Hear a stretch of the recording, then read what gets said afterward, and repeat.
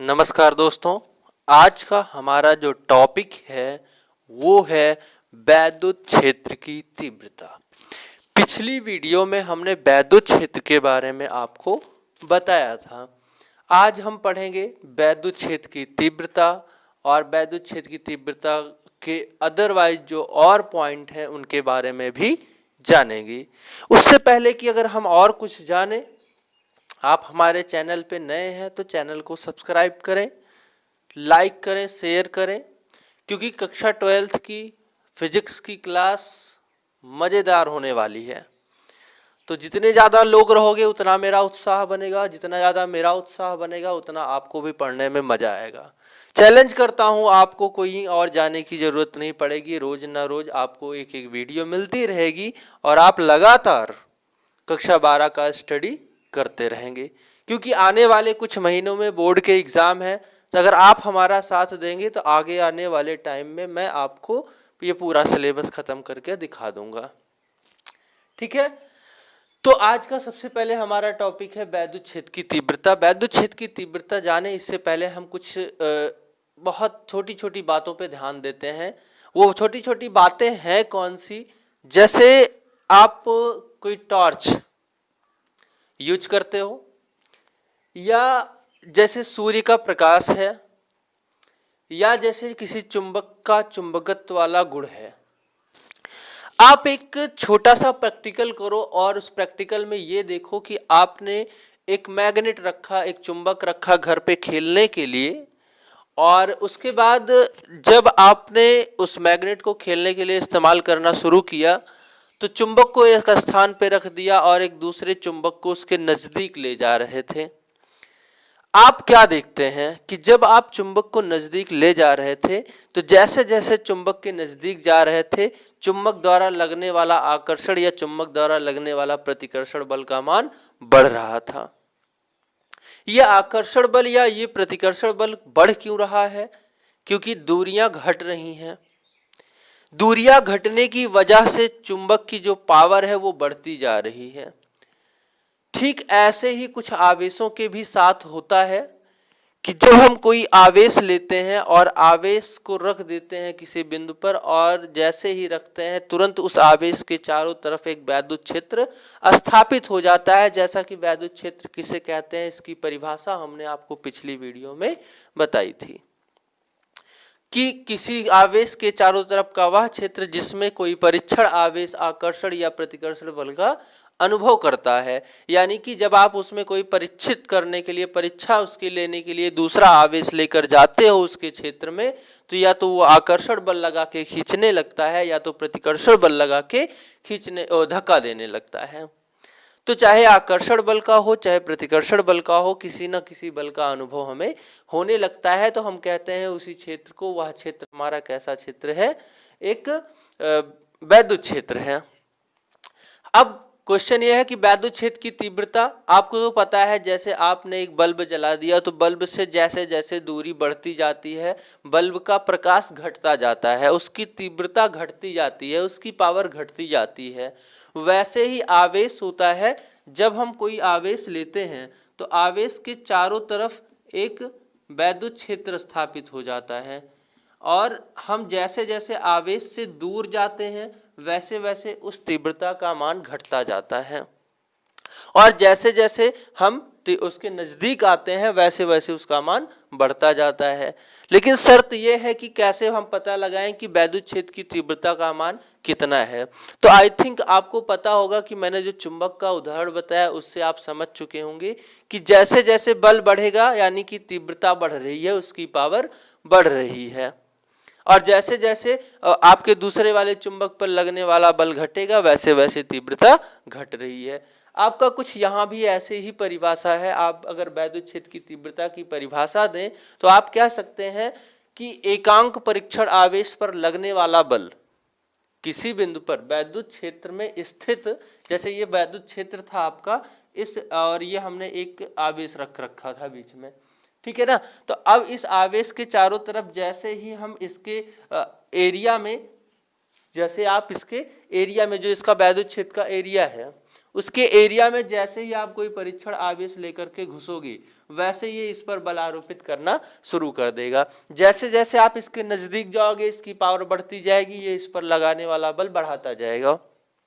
तो इस परीक्षण आवेश पर इसके द्वारा आरोपित बल का मान कितना है किसी बिंदु पर, जैसे हमने एक बार यहाँ टेस्ट किया, एक बार यहाँ टेस्ट किया, एक बार यहाँ टेस्ट किया, एक बार यहाँ टेस्ट किया, तो आप यहाँ पे टेस्ट करोगे तो इस पर कम बल लगेगा क्योंकि दूर ज्यादा है।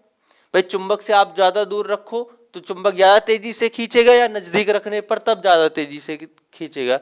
तो यहाँ पर रखा तो इसने इस पर कम बल लगाया, यहाँ पे रखा तो इसने इस पर और थोड़ा सा ज्यादा लगाया, यहाँ रखा बल का मान और बढ़ा, यहाँ, यानी कि जैसे जैसे हम नजदीक जाते हैं वैसे वैसे इसके द्वारा इस पर लगने वाले बल का मान बढ़ता जाता है।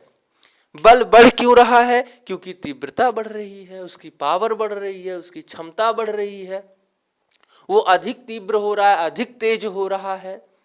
ठीक है ना। तो आप इसकी परिभाषा ऐसे चुटकी में दे सकते हैं, क्या कह सकते हैं कि एकांक धनावेश पर लगने वाले किसी बिंदु पर, फिर से सुनिएगा, वैद्युत क्षेत्र में स्थित किसी बिंदु पर, कोई भी बिंदु आप ले लो कहीं भी, तो वैद्युत क्षेत्र में स्थित किसी बिंदु पर एकांक धनावेश पर, किसी बिंदु पर एकांक धनावेश पर लगने वाला बल उस बिंदु पर वैद्युत क्षेत्र की तीव्रता की माप होती है। उस बिंदु पर वैद्युत क्षेत्र की तीव्रता की माप होती है। जैसे अगर हमने इस परीक्षण आवेश का नाम रख दिया Q0 और मैं इसको किसी बिंदु A पर लेकर गया और इस बिंदु A पर इसने इस Q0 पर F बल लगा दिया। इस बिंदु पर एक Q0 में आवेश लेकर गया जिस पर कितना बल लगाया? F। किसने लगाया? प्लस Q ने। अगर इसने इस बिंदु पर Q0 पर रखे हुए जो हमारा Q0 वाला आवेश था उस पर F बल लगाया, तो इस बिंदु पर जो वैद्युत क्षेत्र की तीव्रता होगी वो वैद्युत क्षेत्र की तीव्रता E से नोट किया जाता है। वैद्युत क्षेत्र की तीव्रता को किससे नोट किया जाता है? E से नोट किया जाता है। तो वैद्युत क्षेत्र की तीव्रता E बराबर क्या हो जाएगा आपका?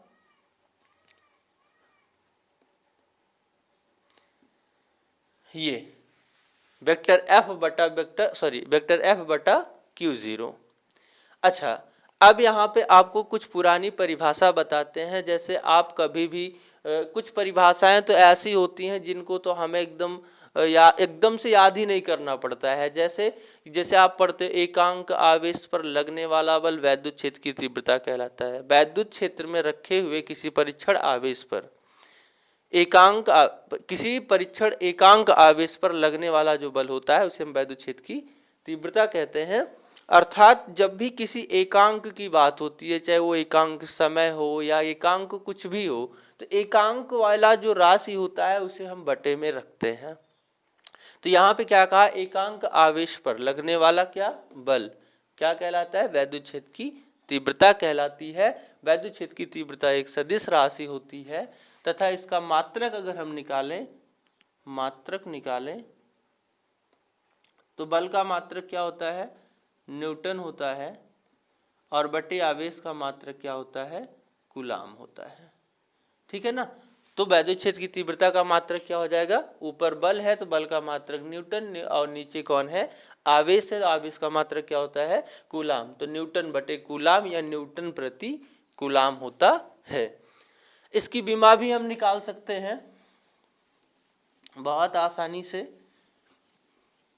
चलिए भाई विमा भी निकालते हैं। इधर न्यूटन का किसका मात्रक है? बल का मात्रक है और बल की विमा क्या होती है? mLt-2 अपान कूलाम की विमा क्या होती है? AT होती है। राइट। अब हम AT को ऊपर ले जाएंगे तो आपका हो जाएगा mLA-1 और T इधर +1 है, ऊपर जाएगा तो माइनस हो जाएगा, तो ये T3 हो जाएगा, T-3। ये वैद्युत क्षेत्र की तीव्रता की विमा होती है mLA-1 T-3। ठीक है। वैद्युत क्षेत्र की तीव्रता के बाद अब हम एक सवाल और यहाँ पे बनाते हैं, क्योंकि आप साइंस वाले हो, सबको तोड़ते रहते हो, मड़ोड़ते रहते हो, कहाँ से कितना रस निकल जाए चूसते रहते हो। इसके आगे वाला स्टेप बताए उससे पहले एक रिक्वेस्ट है, अगर आप चैनल पे नए हैं तो चैनल को सब्सक्राइब कर दें। ठीक है, चलते हैं आगे।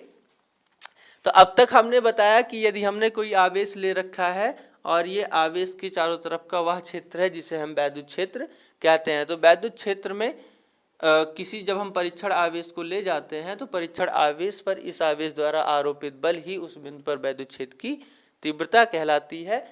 अब अगर हमें आवेश दिया हो और वैद्युत क्षेत्र दिया हो तो हम लगने वाले बल का भी मान ज्ञात कर सकते हैं। यानी कि जैसे कि आपसे कहा जाए कि कोई 5 न्यूटन प्रति कूलाम वाला वैद्युत क्षेत्र है जिसमें 2 कूलाम का आवेश हम ले जाते हैं, तो बताओ उस 2 कूलाम के आवेश पर कितना बल लगेगा। देखो 2 सवाल बनेगा, एक तो आपसे वैद्युत क्षेत्र की तीव्रता पूछ सकता है, क्या क्या दिया होगा, बल दिया होगा, आवेश दिया होगा।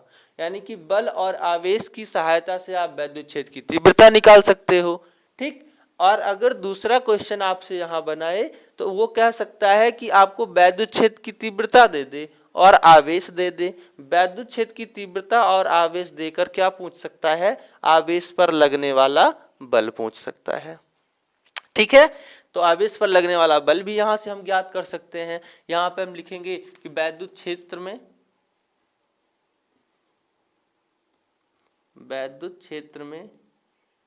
रखे परीक्षण आवेश पर लगने वाला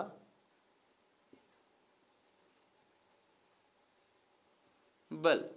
तो यहां से बल का मान निकालो, vector F is equal to क्या हो जाएगा, वेक्टर E मल्टीप्लाई Q0। ठीक, यानी कि वैद्युत क्षेत्र की तीव्रता गुणे आवेश बराबर आवेश पर लगने वाले बल का मान। यानी कि अब तक तो कूलाम ने बताया था कि किसी भी आवेश पर लगने वाला बल या 2 आवेशों के बीच में एक आकर्षण या प्रतिकर्षण बल कार्य करता है। उस आकर्षण प्रतिकर्षण बल का मान उनके आवेशों के गुणनफल के अनुक्रमानुपाती तथा उनके बीच की दूरी के वर्ग के व्युत्क्रमानुपाती होता है। लेकिन उसके अलावा अब बल ज्ञात करने का एक नया फॉर्मूला हमने यहाँ जनरेट कर लिया है, और वो जनरेट कहाँ से हुआ, वैद्युत क्षेत्र की तीव्रता की परिभाषा से। एक बार वैद्युत क्षेत्र की तीव्रता की परिभाषा फिर से दोहराते हैं। वैद्युत क्षेत्र की परिभाषा क्या है कि किसी वैद्युत क्षेत्र में स्थित परीक्षण आवेश एकांक धनावेश पर लगने वाले बल को ही उस बिंदु पर वैद्युत क्षेत्र की तीव्रता कहते हैं। अगर हमें वैद्युत क्षेत्र पहले से मालूम हो और आवेश की मात्रा मालूम हो तो आवेश पर लगने वाला बल भी हम ज्ञात कर सकते हैं। ठीक है, अब हम यहाँ पे जो पहली हेडिंग है जो आज से आपको पढ़नी है, ध्रुवाधार, बहुत इम्पॉर्टेंट और बहुत इजी। जैसे पहली हेडिंग है कि कोई एक आवेश है, उस आवेश के कारण वैद्युत क्षेत्र की तीव्रता का सूत्र निकालो। ये है किसी बिंदु आवेश के कारण वैद्युत क्षेत्र की तीव्रता।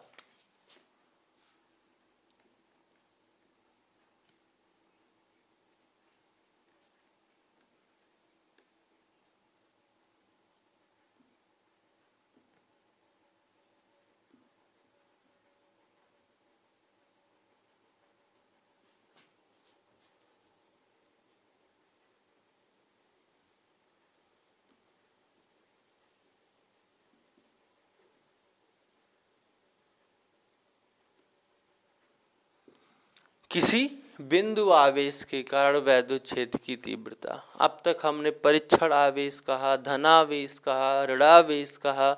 धनावेश तो धन वाला होता है, ऋणावेश तो ऋण वाला होता है। परीक्षण जिससे हम प्रयोग करते हैं, ये भैया आवेश कौन सा, बिंदु आवेश कैसा आवेश है, हैं? बिंदु आवेश बेटा एक ऐसा आवेश होता है जिसका अपना ना कोई वैद्युत क्षेत्र होता है और हम उसे शून्य भी नहीं कह सकते हैं। ठीक है ना, जो किसी एक बिंदु पर स्थित होता है, सिर्फ उसका अस्तित्व होता है कि आवेश है, बाकी उसकी कोई कैपेसिटी, कोई पावर नहीं होती है। तो यहाँ पे आपकी जो हेडिंग है कि किसी बिंदु आवेश के कारण वैद्युत क्षेत्र की तीव्रता का व्यंजक, स्थापित करना है आपको। चलिए हम लोग मानते हैं। अब यहीं से सारी तकनीक स्टार्ट होगी। एक ही डेरिवेशन आपको कराऊंगा, हो सकता है आपको बात समझ में आ जाए, और आई थिंक आ जाए तो लाइक करना, सब्सक्राइब करना, शेयर करना ना भूलें। चलिए बढ़ते हैं आगे। कह रहा है किसी बिंदु आवेश के कारण वैद्युत क्षेत्र की तीव्रता, मान लेते हैं कि माना कोई प्लस क्यू धनावेश है। क्या है? माना कोई प्लस क्यू धनावेश है या प्लस क्यू कूलाम का धनावेश है। चलिए माना प्लस क्यू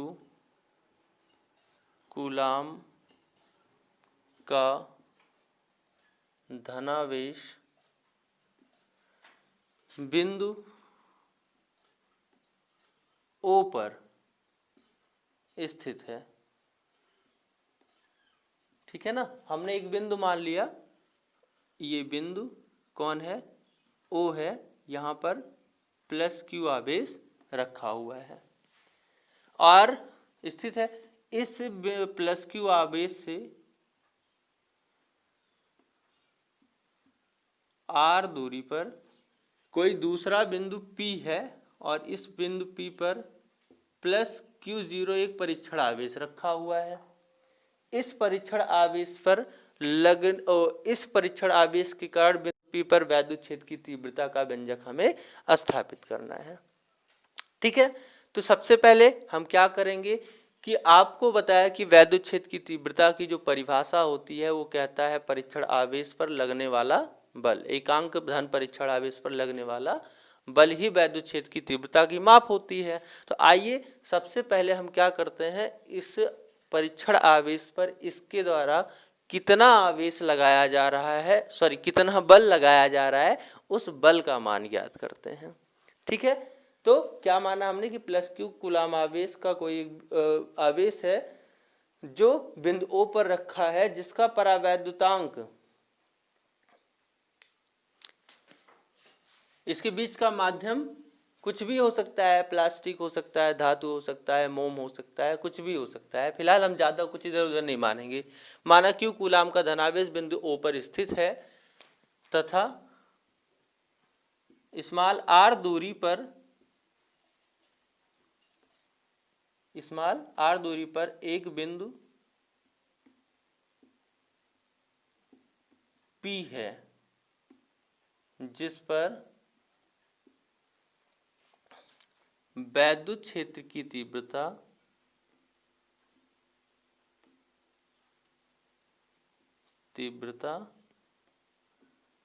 ज्ञात करनी है।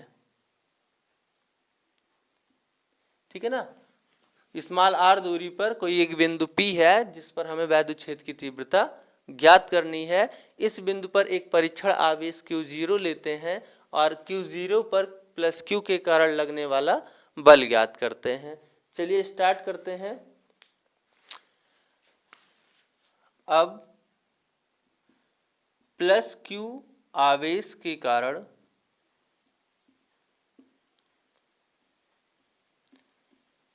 प्लस Q0 पर लगने वाला